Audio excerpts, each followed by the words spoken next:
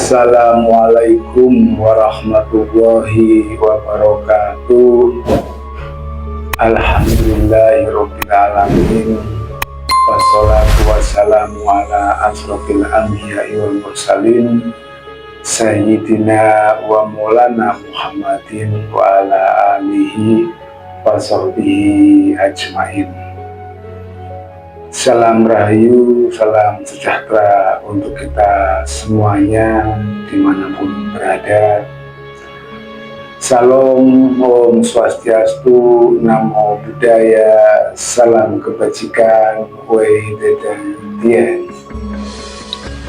Bersama saya Mbah Roto dengan mengulas kembali orang-orang ilmiah tinggi tentang metodologi metafisika tasawuf eksakta ilmiah.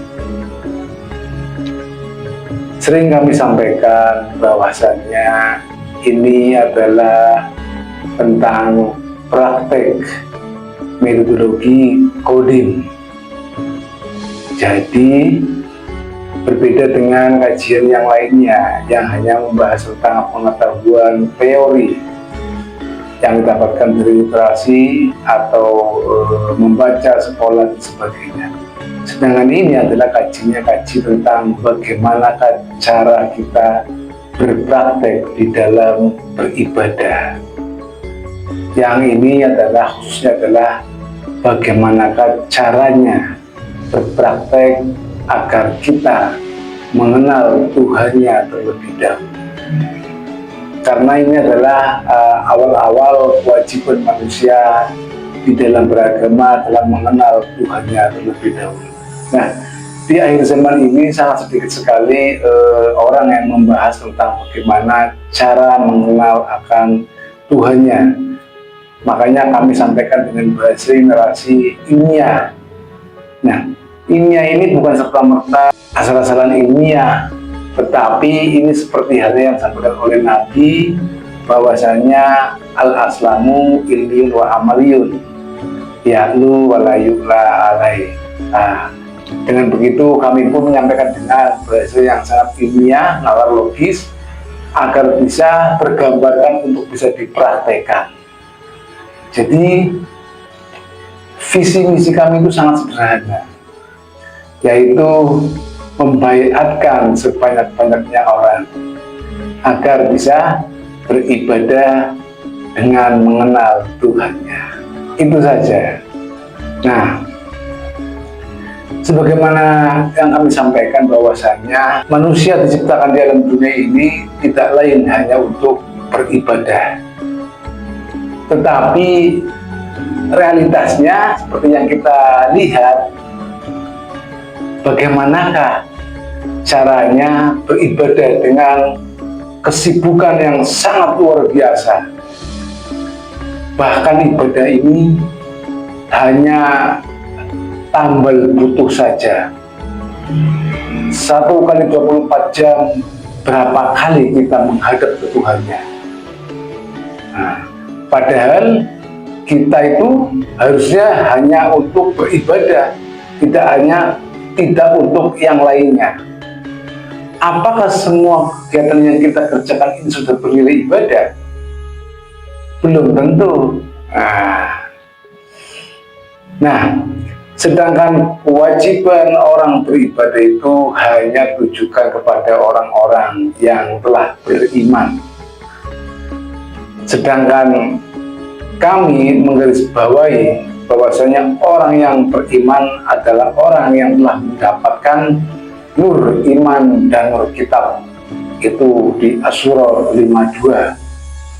Jadi bagi yang belum mendapatkan nur iman dan nur kitab, maka ini belum dikatakan sebagai orang yang beriman. Sebagaimana dulu dalam cerita ada seorang badui, dia mengatakan di depan para sahabatnya kepada Rasul, "Ya Rasulullah, saksikanlah aku telah beriman kepada engkau." Kemudian apa kata Rasul? Kata Rasul menjawabnya dengan, "Belum, engkau belum beriman kepada aku, karena iman belum masuk dalam qalbumu." Nah, Ini juga yang menyatakan bahwasanya iman itu ada yang dimasukkan di dalam kolbu, yaitu nur yang ada di Asy-Syura 52. Nah, inilah yang kami ingin sampaikan, bahwasanya diawali dengan penanaman nur iman dan nur kitab pada saat baiat. Jadi kami ulangi lagi bahwasanya baiat itu bukan sekedar janji, kesetiaan, loyalitas antara guru dan murid atau antara manusia dengan manusia. Jadi di zaman ini orang mendengar kata baiat itu sangat-sangat sensitif. Artinya bahkan baiat ini banyak digunakan oleh suatu golongan atau kelompok-kelompok yang sifatnya negatif, sehingga orang yang beribadah pun jika disampaikan ibadah itu masih dahului dengan baiat itu pun pasti akan berpikir 100 kali, bahkan bisa menjawabnya, buat apa baiat, apa pentingnya baiat, kita juga bisa ibadah seperti itu. Nah, padahal baiat ini adalah antara hubungan manusia dengan Tuhan, bukan antara manusia dengan manusia yang berupa janji, kesetiaan, loyalitas, atau mengikatkan diri sebagai komitmen. Nah, bukan itu. Nah, baiat ini adalah ditanamkannya nur iman dan nur kitab, dan baiat ini juga ditanamkanlah unsur mutlak. Nah, jadi begini, kita hidup di alam dunia, sedangkan ibadah kita wajib sampai kehadirat Allah Subhanahu wa Ta'ala, yang Dia ada di ujung akhirat tertinggi. Ini adalah dua dimensi yang berbeda. Kita di alam dunia, sedang Tuhannya ada di ujung akhirat tertinggi. Nah, untuk ibadah kita bisa sampai kehadirat Tuhan, itu mesti melampaui batasan antara alam dunia dan alam akhirat. Ini rumus, karena Tuhan kita ada di ujung akhirat tertinggi. Ini beda dimensi. Kita di alam dunia, jadi kita mesti melampaui dua dimensi terlebih dahulu, baru sampai di ujung dimensi tersebut, atau maha metafisika. Nah, untuk bisa melampaui batasan di alam dunia ke alam akhirat inilah kita mesti melalui beberapa proses. Di antaranya kita wajib melewati proses yang disebut motu kobranta motu, mati sebelum mati atau mati hakikat. Nah, mati hakikat ini mesti kita lewati karena kita akan memasuki alam akhirat, alam kerohanian. Jadi di dunia ini kita hidup dengan jasmani hidup di alam dunia, sedangkan rohani kita mesti bisa melampaui alam-alam akhirat, karena alamnya ruh adalah alam akhirat. Alam dunia dengan alamnya jasmani yang dipakai. Nah, untuk bisa kita menyeberang ke alam akhirat, walaupun kita sudah ada ruh di dalam diri kita, kita mesti melalui proses terlebih dahulu. Nah, proses inilah yang mesti melalui motu kobranta motu, atau mati sebelum mati. Kemudian tidak mungkin kita manusia dalam dunia bisa menembus alam akhirat atau persamaan antara bumi dan langit, dunia atau akhirat, tanpa bersatu dengan kekuatan Allah.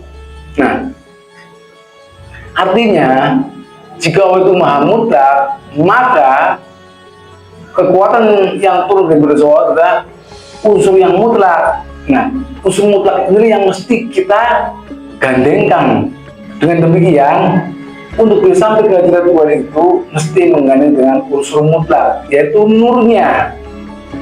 Yang di Asy-Syura 52 tadi juga sama, itu juga.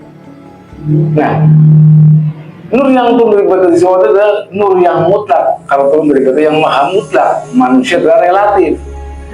relatif menuju mutlak itu tidak mungkin sampai. Karena apa?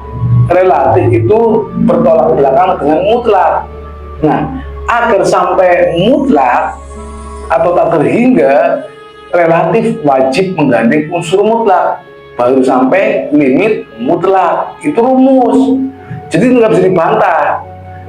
Relatif menuju mutlak mesti menggandeng unsur mutlak, baru sampai limit mutlak. Nah, jika tanpa menggandeng unsur mutlak atau limit mutlak atau limit tak terhingga, tidak akan sampai di limit mutlak. Jika tidak menggandeng unsur mutlak, maka tidak akan sampai di limit mutlak atau berhampir akan Allah Ta'ala.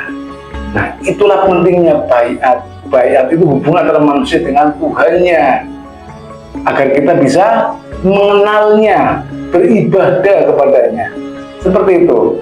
Nah, kami hanya menyampaikan dengan nalar ilmiah, selogis-logisnya.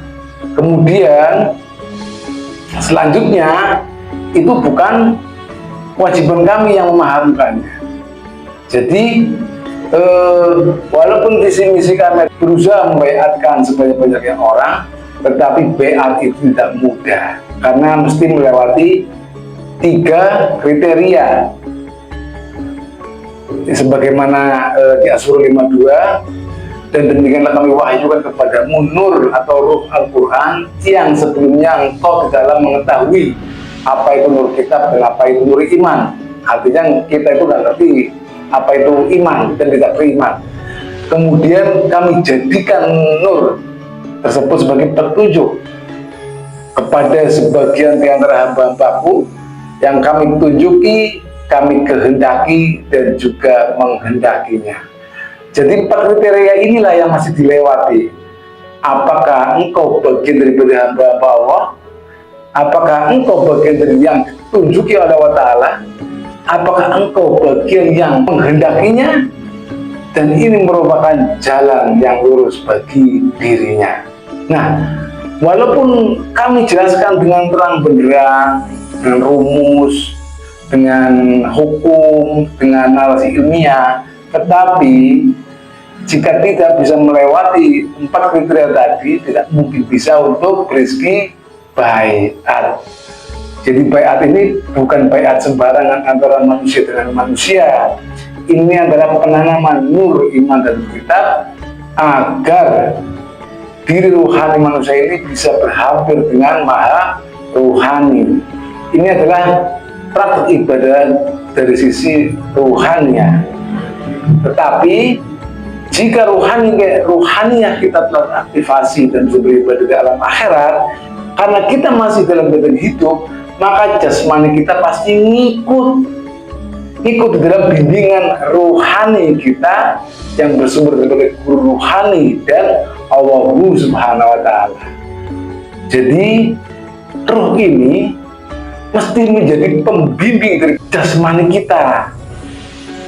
Nah, ruh ini agar bisa membimbing jasmani kita mesti memerlukan bimbingan daripada guru ruhani yang ini bersumber daripada Allah Ta'ala itu sendiri. Nah, jadi ruh ini bukan menjadi sekedar daya hidup. Nah, jika ruhani ini tidak terbimbing oleh guru ruhani, maka ruhani ini hanya sebagai daya hidup. Nah, ketika ruhani ini tidak diaktifasi hanya sebagai sumber daya hidup, maka ruhani ini akan dikuasai oleh nafsu. Akhirnya ruhani ini kita mati, yang hidup adalah akal, panca indera dan segala nafsu yang ada di alam dunia. Nah, yang ini yang sangat berbahaya, sehingga manusia di dalam bimbingan ruh atau guru ruhani atau Allah Subhanahu wa Ta'ala, dia pasti dibimbing oleh selain Tuhan atau guru ruhani, pasti dalam bimbingan setan yang diawali dengan seluruh nafsu yang ada pada diri manusia. Nah, jadi baiat itu adalah sambungan antara manusia dengan Tuhan melalui unsur mutlak, yaitu nur yang berada pada sisi Allah Ta'ala. Sebagaimana ada sebuah hadis riwayat Muslim, man mata walaysa fi unuqi bai'ah mata maitatun jahiliyah. Barang siapa yang mati dalam keadaan tidak ada baiat di lehernya, maka ia mati dalam keadaan mati jahiliyah. Jahiliyah itu apa sih? Dijelaskan, disampaikan dengan terang benderang, tetapi tidak mau juga. Dan itu bukan karena Allah Ta'ala tidak sayang sama kita, tetapi bisa jadi kita yang masih menutup diri akan nur atau hidayah atau petunjuk dari orang lain. Nah, demikian ya yang kami sampaikan pada kali ini. Jadi baiat itu adalah awal mula kita untuk bisa berhubungan dengan Allah Ta'ala, mengenal akan Allah Ta'ala. Nah, tanpa baiat tidak mungkin ada hubungan antara manusia dengan Tuhannya. Demikian yang kami sampaikan pada kali ini. Ini adalah tentang praktek metodologi Qadim Tarekat Naksabandiyah Khalidiyah Nusantara. Salam berbagai agama tauhid, salam kerukunan hormat beragama, salam taklim marifat, billahi anta maksudi wal rahmatullahi. Wassalamualaikum warahmatullahi wabarakatuh.